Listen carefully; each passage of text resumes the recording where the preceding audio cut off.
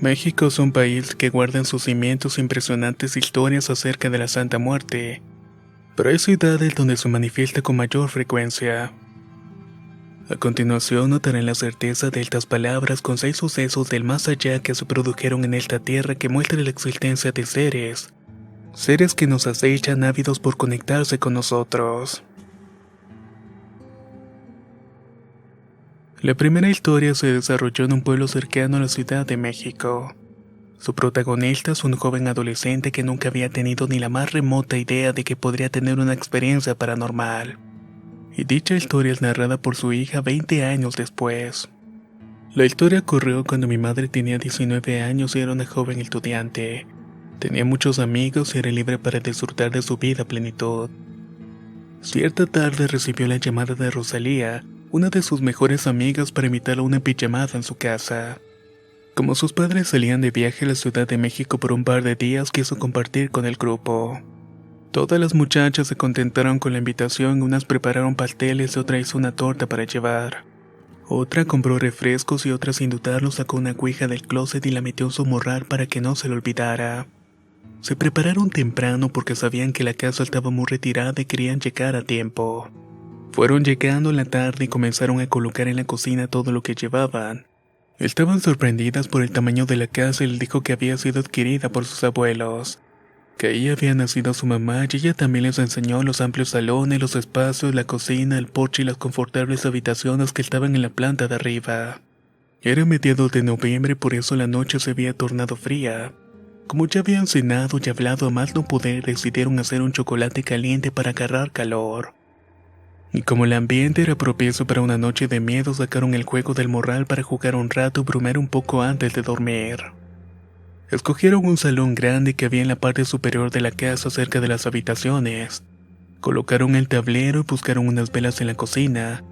Las encendieron, pero como vieron que eran pequeñas y se consumían rápido, la dueña de la casa recordó haber visto un par de velones en un closet y corrió a buscarlos. Las velas eran sólidas, grandes, gruesas, de un color un tanto amarillentas. Tenían encajes blancos y listones rojos. Ella le quitó todo eso y las acomodó para el juego. Apagaron las luces, prendieron los velones e iniciaron su sesión espiritista. El juego empezó con la simple pregunta de siempre que le hizo la dueña del juego: ¿acaso hay alguien aquí? Pero el puntero no se movió y continuó preguntando: ¿cómo te llamas? Para luego preguntar: ¿cómo falleciste? Contéstame. Pero no pasó nada y cuando estaba a punto de soltarlo para cederlo a otra de las chicas, comenzó a vibrar inclinándose de un lado para otro hasta quedarse quieto por unos segundos. La muchacha, en el momento que vieron la vibración extraña del puntero y el movimiento aleatorio, sintieron una punzada en el estómago. Todas, como movimiento involuntario, consideraron en tocarse el abdomen como para darse calor y amainar la sensación de la punzada que les produjo. Y por supuesto que eso las había asustado bastante. De repente el puntero comenzó a deslizarse formando palabras y ninguna de ellas despegaba los ojos del tablero para ver qué palabra podían leer. No hacía ninguna pregunta y sin embargo se movía el puntero sin parar. Podían leer pero no entendían nada porque las letras formaban palabras incoherentes.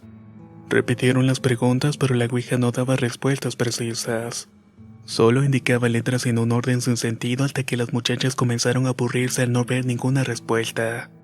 Inclusive se les quitó el miedo y llegaron a creer que el movimiento que vieron era una sugestión colectiva. Pero antes de lo pensado, chirrió la llama del velón y el puntero vibró. Una de ellas inmediatamente lo tocó para que le indicaran las letras nuevamente. Se desplazó por el tablero y empezó a señalar las letras mientras que las chicas la iban diciendo en voz alta y las otras iban anotando: N, O, D, E, B, S, A. Al terminar de anotar se les heló la sangre al ver el mensaje aterrador: no deberían estar aquí en mi casa. Todas se quedaron paralizadas y se miraron unas con las otras. De repente sintieron una presencia extraña. En la oscuridad del pasillo, justamente al lado de la escalera, la luz de la vela reflejó un rostro pálido de un anciano. Sus ojos eran cristalinos, de expresión fría e indiferente, y mostraba una ira muy bien disimulada. De pronto el puntero se soltó de uno de los dedos y aunque no se movió se escuchó el azote contra el tablero. Y entre las tinieblas y la vacilante luz del velón vieron que en una de las esquinas del salón algo se movía. Ahí fue que escucharon un chillido metálico que rompió el silencio. Una de ellas levantó el velón para poder visualizar mejor y vieron con horror que una vieja silla de ruedas inició su marcha hacia atrás. Como si estuviera buscando invertirlas, se levantaron todas del piso. Una recogió el juego, otra encendió las luces y otra apagó las velas. Luego de esto salieron corriendo uno de los cuartos y se pusieron a rezar. Ya al amanecer del día siguiente salieron del cuarto con cuidado, despacio, revisando todo antes de avanzar. Vieron la silla de ruedas y la dueña de la casa nos dijo que esa silla había pertenecido a uno de sus abuelos. Cuando de pronto vieron que se abalanzó hacia ella la silla. Volvieron a encerrarse aterradas y solamente escuchaban los golpes de la silla que hacía contra la puerta. Fue un día de terror. Para poder salir de allí tuvieron que llamar a la familia de una de ellas para que abriera la casa y sacarlas de la habitación. Al salir lo primero que hicieron fue deshacerse del juego de la ouija. Botaron las velas y con la promesa de nunca más volver a jugar con eso. Ninguna de las chicas volvió a aquella casa y solo saben que su amiga tuvo que mudarse de allí y sus familiares que aún habitan la casa le cuentan que siempre escuchan un extraño rechinido metálico que no saben de dónde proviene.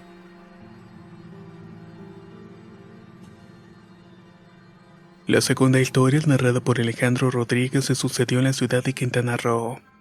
Se desarrolló en un sitio paradisíaco frente al mar donde la arena, el sol y el aire fresco fueron testigos de un hecho insólito. La playa del Carmen queda en el estado de Quintana Roo. De la península de Yucatán, las playas en ese lado de México son misteriosas. Tienen ruinas mayas junto al mar, cavernas submarinas, arrecifes de coral. Yo soy feliz porque trabajo como repartidor en un restaurante que se encuentra ubicado en Playa del Carmen. Específicamente en una que se llama Playa Mamitas. Me gusta la arena, el sol y no podría vivir lejos del agua del mar. Lo que más abunda en ese lugar es la gente y por eso tengo muchísimos amigos y conocidos. Pero siempre hay alguno que por sus gustos y creencias afines son más camaradas que otros. Entre mis más grandes camaradas está Raúl, un compañero de trabajo que es de Chiapas, pero que ha venido hasta Quintana Roo para probar suerte. Según me contó, el pueblo donde vivía era muy solitario y no había fuentes de trabajo. También me dijo que su familia se quedó allá porque eran agricultores y no se atrevían a apartarse del rancho porque podrían perder sus tierras. Su tema de conversación preferido era sobre la Santa Muerte y como a mí también me gustaba escuchar ese tipo de historias, pasábamos largas horas platicando. Un día me contó que había visto la muerte cuando era pequeño, que a partir de ese momento soñaba muy a menudo con ella, y que al regresar de la escuela o de pueblos cercanos él veía que lo seguía. Pero que siempre sentía algo extraño e inexplicable porque le tenía un miedo aterrador. Dice que cuando la veía se ocultaba como entre los árboles, pero a la vez la atraía enormemente porque siempre buscaba verla para conocerla mejor. Me contó también que cuando era adolescente se sintió más atraído hacia ella. Y cuando tuvo oportunidad de ir a Tuxtla Gutiérrez, vio en el centro de la ciudad a un señor que vendía figuras e imágenes de la Santa Muerte y también lociones y velas de color negro dentro de veladoras. Como tuvo tanta curiosidad, se acercó para preguntarle qué era lo que estaba vendiendo. El señor comenzó a explicarle que se trataban de amuletos de la Santa Muerte, que él era muy devoto de ella y que siempre cargaba consigo una medalla de acero con unas piedras rojas en donde deberían ir los ojos. Él me dijo que como le había costado tanto, se prometió a sí mismo comprar una igual o parecida. Continuó diciendo que él aprovechaba cada ocasión para ver, aunque sea de lejos, todo lo que estuviera relacionado con la Santa Muerte. Hasta que llegó de pronto la madurez y harto de la pobreza de su rancho y de la escasez hasta para comer, decidió probar suerte, y de esa manera entregar su vida a esa devoción. Me contó que adquirió un collar y un amuleto inspirado en la medalla de acero que había visto en su viaje a Tuxtla, que compró también una imagen de la Santa Muerte a la cual le puso un nombre, pero no se lo dijo a nadie porque sabía que era celosa con los nombres que le ponían. No divulgó a su familia su iniciación y comenzó su ritual con oraciones permanentes. Cuando me empezó a contar que la Santa Muerte lo trataba como si fuera una mujer, me dio un tanto de risa. Pero no me burlé de su creencia. No me atreví a decir nada, pero tampoco lo tomé muy en serio. Ese día salimos del trabajo y cada uno se fue por su rumbo. Yo, como de costumbre, me fui a caminar por la orilla de la playa antes de irme a la casa. Ese atardecer el mar me reflejó una sombra y para mí nada extraña porque a altas horas de la noche siempre había muchos turistas bañándose y buzos que salen del mar. Pero algo me hizo detenerme y prestar un poco más de atención. Fijé mi mirada y vi que esa sombra se paró con sutileza en las aguas. Vi que traía un velo y algo parecido a una cola como de novia, la cual se iba arrastrando hasta llegar a la arena. Su figura era alta pero encorvada y caminó de nuevo hacia el mar y no se hundió en el agua. Más bien continuó caminando sobre ella. De repente se agachó, se volteó y me miró desde lejos. En ese momento sentí que mis pies se quedaron pegados en la arena. No pude sino quedarme en guardia viendo petrificado qué hacía. Sacó su distintiva guadaña cuyo filo brillaba a lo lejos. Estaba jugueteando mientras me veía indiferente. Hizo un gesto con las manos y se alejó deslizándose por el mar como con patines en un cristal. Al llegar a una distancia apenas perceptible se hundió despacio y el oleaje volvió a la normalidad. Cuando reaccioné la marea había subido y el agua me llegaba hasta las rodillas. Me fui corriendo y al ver mi reloj eran las 9 de la noche, y me sorprendí porque yo había salido a las 5 de la tarde. Estuve 2 horas parado en la playa como un idiota abstraído y sin sentido. Al llegar a la avenida tomé un taxi y pagué con lo que tenía y no reaccioné hasta casi otro par de horas después. Al día siguiente mi jornada fue normal, pero esperé hasta la salida para comentarle mi experiencia a mi amigo Raúl. Su impresión fue que ya intuía que a mí me iba a pasar algo porque su santa muerte le molesta que no crean en ella, que es posesiva y que a veces suele aparecerse de maneras poco agradables a quien duda de ella. Hermano, lo que quería hacerte era ahogarte, pero se portó complaciente contigo. Sabes, conozco casos en los cuales ha provocado accidentes automovilísticos, caídas en escaleras y quemaduras por rayos en tempestades. Pero no tengas miedo, pues solo se aparece una vez. Desde ese entonces tengo prudencia con lo que digo y pienso, y más aún con lo que no digo de esta creencia. Además rezo permanentemente y cuido cada paso de mi vida. Esta tercera historia fue narrada por Juana Gutiérrez. Se desarrolla en la ciudad de Campeche, y muestra el afán que tienen los seres de ultratumba de comunicarse con los terrestres y cómo realmente lo logran. Exactamente el 15 de septiembre pasado me ocurrió aquí en Campeche algo inusual y extraordinario. Siempre he dicho que este estado es mágico y testigo de muchos hechos sobrenaturales. Debe ser porque se extiende por colinas de caliza y por su arquitectura barroca, por sus misteriosas calles de adoquines y por sus fortificaciones que aún mantienen historia. Desde muy joven soy devota de la Santa Muerte y tengo muchas vivencias con ella. Pero hoy voy a compartir esta que me ocurrió en la madrugada cuando se celebraba el grito de independencia.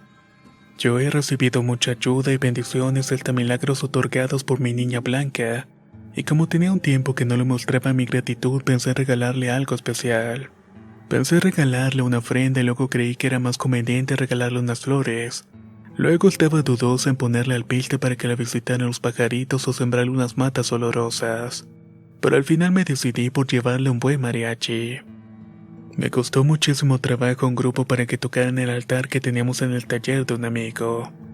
Además esa noche tenía la agenda llena, pero como les iba a pagar un buen dinero aceptaron la oferta. Llegaron puntualmente y se extrañaron al ver el lugar donde iban a dirigir la serenata. Pero igualito violines, guitarra, arpas, contrabajo y trompetas entonaron varias canciones. Después de pagarles, darle las gracias y despedirme, escuché un sonido sobre el techo del lavadero que se encontraba al lado del taller.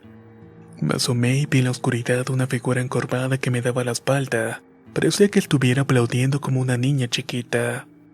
Sonreí al pensar que era mi Santa Muerte, pues la vi feliz por el regalo que le había dado. Me ericé mientras el clima de pronto se puso frío, pero lejos de asustarme se me salieron las lágrimas, ya que había podido llevarle música a mi niña Blanca después de mucho tiempo. Mi Santa Muerte estaba feliz y eso me hacía feliz al mismo tiempo.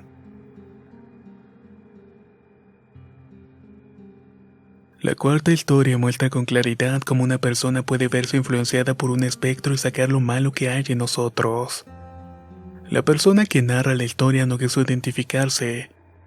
Lo único que sabemos es que ocurrió en Ciudad del Carmen. Resulta que un amigo de nuestra familia llegó de visita a la ciudad y luego de nuestra cálida bienvenida, nos contó los últimos sucesos que había vivido, entre los cuales me llamó la atención lo que le ocurrió hace meses atrás. Justamente cuando su esposa visitó una taquería cerca del aeropuerto de Ciudad del Carmen. Ese día habían tomado mucha agua desde temprano, lo cual le provocó ir al baño y le dijo a la esposa que no tardaban y que ya volvían. Cuando entró las luces estaban apagadas, pero esto no le importó y se acercó a la taza. Al salir cuenta que se asustó al ver que detrás de él había una figura encapuchada que él asegura no haber visto cuando antes estaba allí. Inmediatamente pensó que era la figura de la Santa Muerte y por esa razón no se le acercó y mucho menos la tocó porque él era muy religioso. Ese día cenamos y se fue temprano para que no se le hiciera tan tarde. De esa visita puedo decirles que luego de contarnos la anécdota a mí no se me quitaba de la mente. Tiempo después y por cuestiones laborales llegué a conocer en un lugar donde trabajé a Pablo, un muchacho un par de años mayor que yo, bastante delgado, bajo y lampiño. Nos hicimos amigos y me hablaba de las cosas que le habían ocurrido en su trabajo, su esposa y con sus hijos. Pasados los meses después de salir del trabajo, un día me acompañó hasta un rancho cercano a mi casa. Mientras él tomó otro camino porque vivía por la colonia Manigua. Esta colonia está un poco más lejana de la ciudad y es uno de los lugares menos concurridos y más feos del estado. Como era costumbre en ese trabajo, después de cierto tiempo rotaban el personal a otros locales. Así lo hicieron y me encontré trabajando con una señora que hacía las funciones de cocinera que hacía Pablo. Mientras tanto a Pablo lo habían ascendido como jefe de cocina en otro local.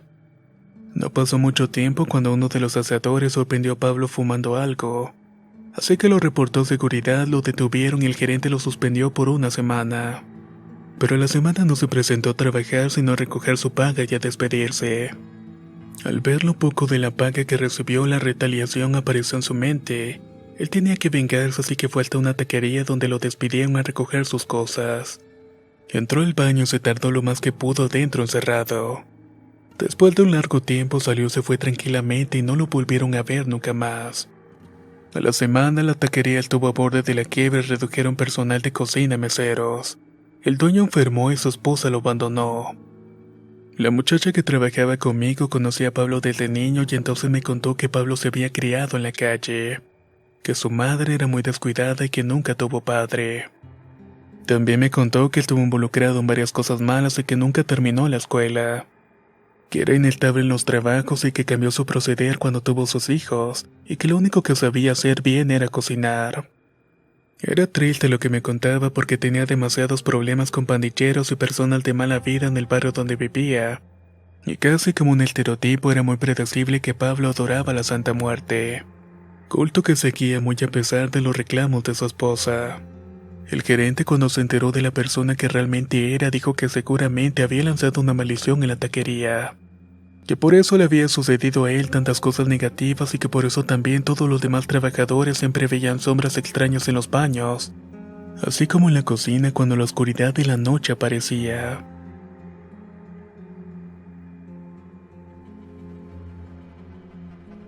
A continuación, la quinta historia muestra la solidaridad de una persona hacia la Santa Muerte. Adicionalmente, se narra con exactitud cómo fue la reacción de la Santa Muerte ante su descontento. En una oportunidad de mi vida fui cadenero en un antro cercano a una playa. Ahí conocí a un vendedor de rosas que siempre las ofrecía a los clientes de las discotecas y restaurantes de lujo que se encontraban cerca del lugar. Ese vendedor siempre comía en el negocio donde yo trabajaba y por eso hicimos amistad. En el día de muertos o día de Halloween lo veo entrar con un traje muy elegante de corbata. Ese día aprovechó de ofrecer sus rosas e hizo su venta y después de un rato bastante corto me comenzó a platicar de cosas triviales. Luego, ya entrando en confianza, me platicó que él era devoto de la Santa Muerte y sacó de su chaqueta una cadena con la figura de ella. La figura me impactó porque tenía de ojos dos piedras rojas brillantes. Me dijo que nunca hay que decir el precio de los talismanes ni de los amuletos pues pierden su poder.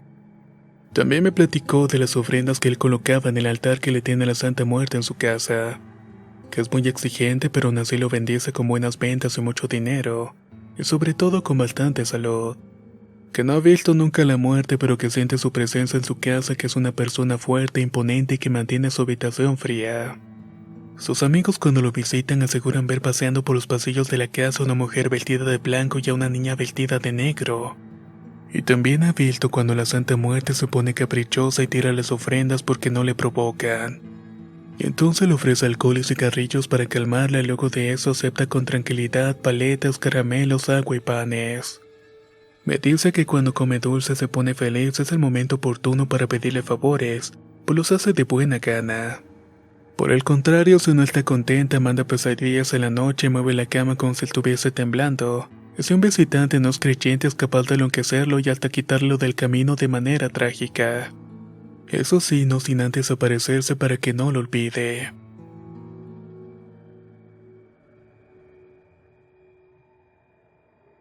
Esta última historia ocurrió en Yucatán y fue narrada por el propio protagonista, y muestra cómo un hombre puede continuar compartiendo con una mujer que le hizo vivir una experiencia aterradora.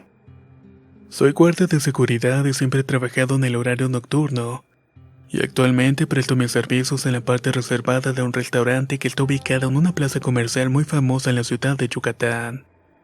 Al frente hay un pequeño antro que siempre está lleno de gente y algunas veces hasta hay filas de personas para entrar, y más adelante está una línea de taxis. Hace unas cuantas noches uno de los últimos clientes en salir pidió un taxi, y como estaba en ruta los de la línea del restaurante cuando yo trabajaba, pedí uno de la línea que estaba al lado del antro de enfrente. Cuando llegó vi que el chofer era una mujer como de unos 30 años. La detallé de inmediato porque tenía buen cuerpo y era amable y sonriente. El cliente se subió, arrancó el carro y se apresuró a llevarlo a su destino. Las horas pasaron y cuando llegó mi reemplazo me despedí y me dispuse a irme a mi casa, pero cuando veo hacia el frente vi el taxi que se había llevado al último cliente. Allí alcancé a ver que se montaban 3 muchachas muy bien arregladas. Sorpresa fue que el taxi pasó frente a mí, se detuvo y ella se asomó y me ofreció llevarme hasta mi casa.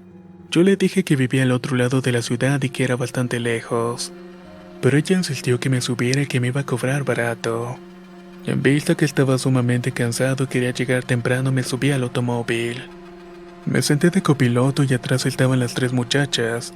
Mientras conducía me dijo que primero iba a llevarlas a otro antro muy famoso porque querían continuar con la fiesta. Luego de dejarlas me dijo que se llamaba María y la verdad fue que me cayó bastante bien. Así que intercambiamos números telefónicos y me dijo que si llegaba a necesitar un taxi, que le llamara porque me iba a cobrar muy económico. Se despidió de mí con un beso y a partir de ese momento nos saludamos cada vez más y nos veíamos y me prestaba sus servicios cuando requería un taxi. Pasó un tiempo y una noche lluviosa se me hizo tarde para ir al trabajo, y como era día de cobro tenía que ir obligatoriamente. Por eso al final decidí llamar a María. La llamé y después de varios minutos apareció en las puertas de mi casa. Recogió a 2 pasajeros por el camino, la dejó en su destino y dobló por la avenida cercana al zoológico. Fue ahí cuando me pidió que me pasara hacia adelante y de pronto el automóvil se puso helado. Vi en sus ojos un brillo que no había visto nunca a nadie y su voz se profundizó y resonaba en mí como un eco. Comenzamos a platicar sobre su anterior trabajo y que no le agradaron muchas cosas que había visto. Luego la vi pensativa y me preguntó algo que no esperaba. Me preguntó si tenía novio, le respondí que no y mi respuesta dio cabida para preguntarme otras cosas más personales, a las cuales respondí sin problema alguno.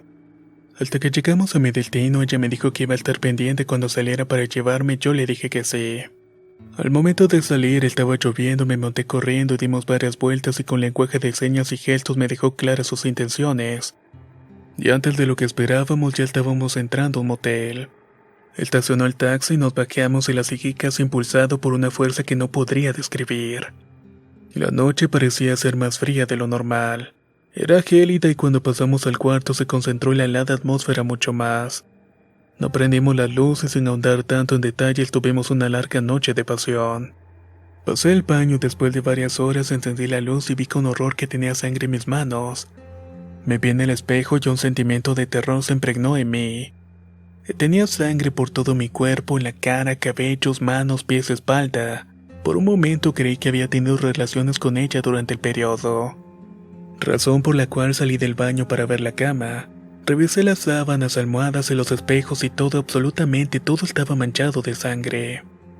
Vi a María que estaba sentada en la orilla de la cama y no quise incomodarla como si nada regresara a bañarme.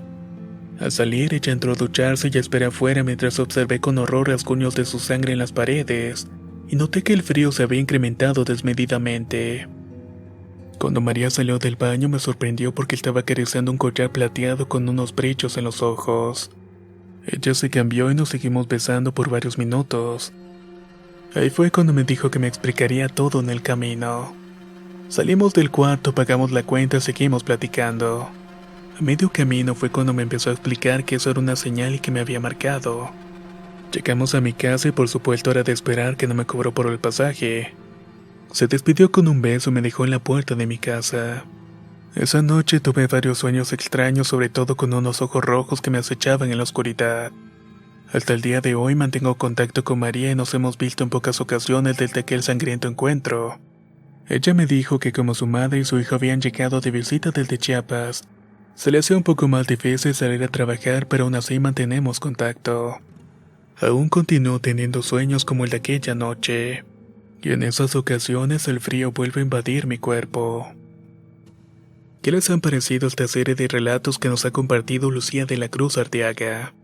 Probablemente, al igual que yo, pensarán que son historias bastante interesantes.